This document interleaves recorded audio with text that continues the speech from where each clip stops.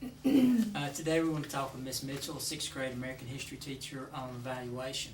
One of the first questions I'd like to ask you is, how do you evaluate your students? Well, I don't do the traditional testing with my students. I feel like that not all students are successful with pencil and paper tests. And so it's important to know your students' strengths and weaknesses as far as their ability to learn. So try to use a variety of assessments in my class. One thing I do is that every single day I assess, whether I'm using a checklist or just I use checklists and just visual observations to know how they're doing and what they're doing. And this way they're not always stressed about, I'm taking a test today or whatever. They just know that I assess them constantly. So, Okay. Now, in your ongoing assessment, do you ever pull in any kind of alternative assessments? You talk about you don't use the pencil and paper test all the time in the checklist. Is there anything else that you use? I do. I like to give them a variety of ways to measure their learning. One thing I do is, I do maps, a lot of maps. I do a lot of projects.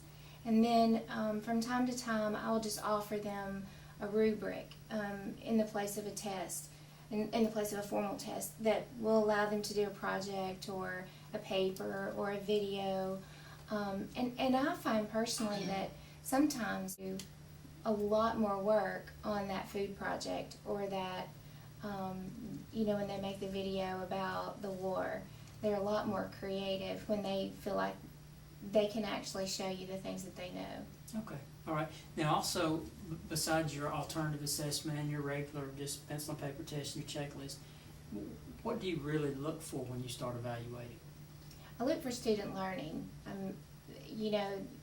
Because they all learn in different ways, they need to be evaluated in different ways as well. I think for so many years we've been looking at students and we've been talking about, you need to teach them different ways, you need to do differentiated instruction. But if you're going to use differentiated instruction, you must also use differentiated assessment. I think it's unfair to teach differentiated and then assess with a pencil and paper. Mm-hmm. It's not fair. Mm-hmm. So what I'm actually looking for is just the student learning, and I find that often if I allow them to choose on a rubric the way they would like to be assessed, they do much, much better. Okay. Well, thank you. You're welcome.